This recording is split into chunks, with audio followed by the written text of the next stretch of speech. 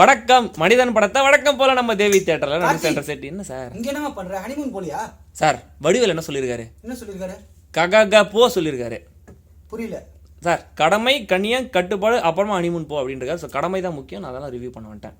கக்கா ஹா போதானே அப்படின்னா ஹே silent sir. ஓகேவா? நம்மளுக்கு இப்போ மனிதன் ரிவ்யூ தான் முக்கியம். நம்ம மனிதன் ரிவ்யூ பார்ப்போம்.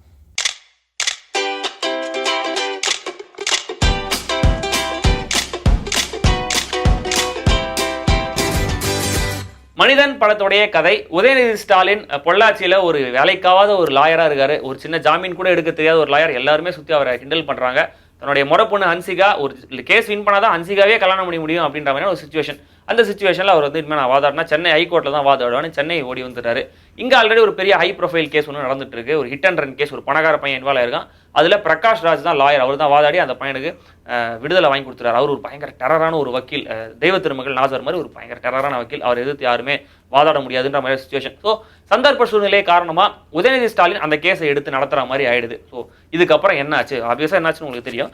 எப்படி வந்து உதயநிதி ஸ்டாலின் அந்த கேஸை எடுத்து நடத்தினாரு, கிளைமேக்ஸில் என்ன ஆச்சு, என்ன மாதிரி மெசேஜ் எல்லாம் சொன்னாங்க அப்படிங்கிறதான் மனிதன் படத்துடைய கதை. நம்மளை பற்றி மற்றவங்க என்ன நினச்சிட்டு இருக்காங்கிறது முக்கியம் இல்லை, நம்மளை பற்றி நாம் என்ன நினைக்கிறோங்கிறது தான் முக்கியம். மாமா, நான் பெரிய லாயர் ஆகி சாதிச்சுட்டு தான் திரும்பி ஊருக்கு போவேன். மனிதன் படத்தில் ஆக்டிங்னு பார்க்கும்போது டைட்டில்ஸில் வந்து ஒரு ஆர்டரில் பேர் போடுறாங்க. பிரகாஷ் ராஜ், ராதா ரவி, அப்புறம் தான் உதயநிதி ஸ்டாலின், ஹன்சிகான்னு. நடிகரும் அதே மாதிரி அதே ஆர்டர்லாம் நடிச்சிருக்காங்க.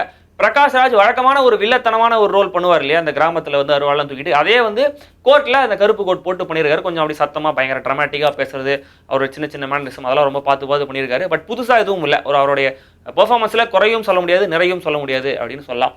ராதா ரவி அதை விட சூப்பராக ஸ்கோர் பண்ணுறாரு அப்படின்னு சொல்லலாம். ரொம்ப சட்டிலாக முதல்ல கொஞ்சம் அப்படியே நெகட்டிவாக எடுத்துகிட்டு போகிற மாதிரி அவரை காமிச்சிட்டு டுவர்ட்ஸ் கிளைமேக்ஸ் வந்து அவருடைய ரோலுக்கு வந்து ஒரு சின்ன ஒரு சேஞ்ச் ஒன்று கொடுக்குறாங்க. ஸோ சூப்பராக இருக்குது அவருடைய அந்த ரோல். ரொம்ப சட்டிலாக ரொம்ப அழகாக பண்ணியிருக்காரு.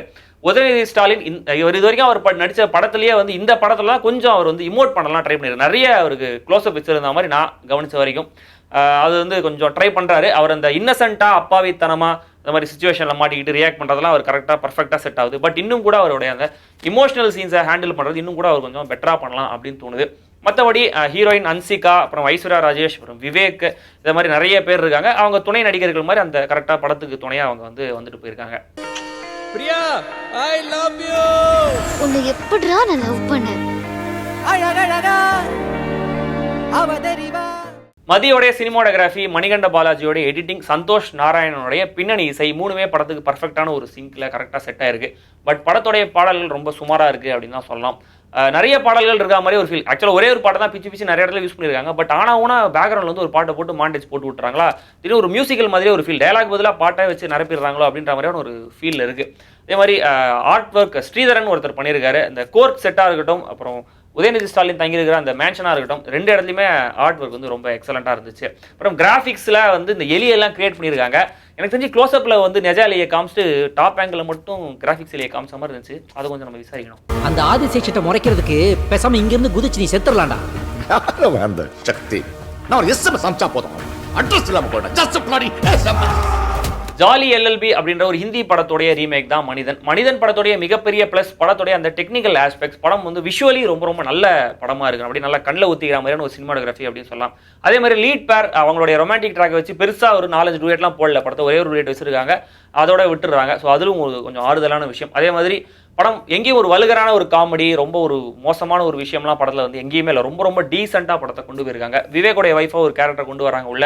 அவங்கள வச்சு ஏதாவது காமெடி பண்ணுவாங்களோ, வல்கராக அதை உள்ள எடுத்துகிட்டு வரவங்களும் கொஞ்சம் பயந்துட்டு தான் இருந்தோம். பட் ஸ்டில் அதில் எதுவும் பண்ணவே இல்லை. அதே மாதிரி முன்னாடி சொன்ன மாதிரி பெர்ஃபார்மன்ஸஸ் ட்ரிவன் படமாக இருக்குது. பிரகாஷ் ராஜ், ராதா ரவி இவங்களோட 2 பேருடைய பெர்ஃபார்மன்ஸ் தான் படத்தை வந்து மொத்தமாக தூக்கி நிறுத்துது அப்படின்னு சொல்லலாம். அதே மாதிரி உதயநிதி ஸ்டாலின் அவருடைய கெரியர்லேயே வந்து இந்த படம்லாம் கொஞ்சம் நிறைய இமோட் பண்ண ட்ரை பண்ணியிருக்கிற படம் மனிதன். இதெல்லாம் படத்துடைய ப்ளஸ். படத்துடைய மைனஸ்ன்னு பார்க்கும்போது படம் வந்து வேற எங்கேயுமே சுவாரஸ்யமாக இல்லை அப்படின்றதான் படத்துடைய மைனஸ். ஒரே ஒரு இடத்துல இந்த லேண்ட் க்ரூசர் காரை வச்சு ஒரு சின்ன விஷயம் ப்ளே பண்ணியிருப்பாங்க. அந்த இடத்துல இருந்த புத்திசாலித்தனம் படத்தில் வேற எங்கேயுமே இல்லைன்றது ஒரு பெரிய குறை. ரொம்ப சாதாரணமாக ஒரு ஃப்ளாட்டாக ஒரு இன்வெஸ்டிகேட்டிவ் த்ரில்லர் மாதிரி வந்திருக்க வேண்டிய ஒரு படம் ரொம்ப சாதாரண ஒரு ட்ராமா மாதிரி இருக்குது. கடைசியில் ஒருத்தர் கூப்பிட்டு விசாரிச்சு கடைசியில் தீர்ப்பு சொல்லி ஒரு மெசேஜ் சொல்லி படத்தை முடிச்சிடுறாங்க. அந்த மெசேஜ் நல்ல மெசேஜாக இருந்தாலும் அது சுவாரஸ்யமாக சொல்லப்படலை அப்படிங்கிறது ஒரு குறை. பட் கிளைமேக்ஸில் கமலக்கண்ணன் அப்படின்ற ரோலில் ஒருத்தரை நடிக்க வச்சுருக்காங்க. அவருடைய நடிப்பு ரொம்ப ரொம்ப எக்ஸலண்ட்டாக அவுட்ஸ்டாண்டிங்காக இருக்குது. அவருடைய எமோஷன், அந்த டயலாக் டெலிவரி ரெண்டுமே சூப்பராக இருக்குது. இது கோட், இது உண்மையான case and we need evidence. Adiseshan sir, எல்லாம் நான் பார்த்துக்கிறேன். மொத்தத்தில் ஒரு டீசென்ட்டான நல்ல மெசேஜ் சொல்கிற படம் தான் மனிதன். பட் ரொம்ப சுவாரஸ்யமான ஒரு investigative thriller, court room drama, comedy அப்படின்ற மாதிரி ஜானர்லாம் நீங்கள் விக்கிபீடியாவில் ஃபஸ்ட்டு இந்த படத்தில் போய் உக்காந்தீங்கன்னா அது கண்டெம்ட் ஆஃப் தியேட்டர் ஆகிடும். கோர்ட்டு இல்லை, தியேட்டர் தான் படம் பார்ப்பாங்க. செம்ம. எஸ், இந்த வக்கீல் தொழிலுக்கு நீ லாயக்கில்லை.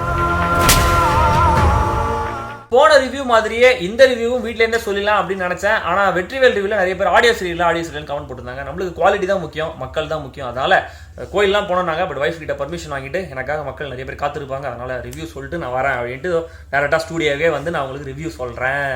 பிறருக்காக கண்ணீரும் பிறருக்காக செந்நீரும் சிந்தும் மனிதன் எவனோ அவனே மனிதன் மனிதன் மனிதன். அதனால நான் என்ன சொல்ல வரேன்னா, என்ன சார் ஃபோன் வந்துருக்குமா சார், ரிவ்யூ தான் சார் முக்கியம். யாராக இருந்தாலும் கட் பண்ணுங்க சார், ரிவ்யூ தான் சார் முக்கியம்.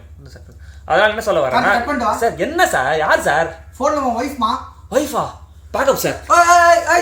ஹலோ, இப்ப சரி, நீ நான் சொல் அப்ப அப்ப சரி, நீ இப்ப வரும்போது இல்லடா நான் என்ன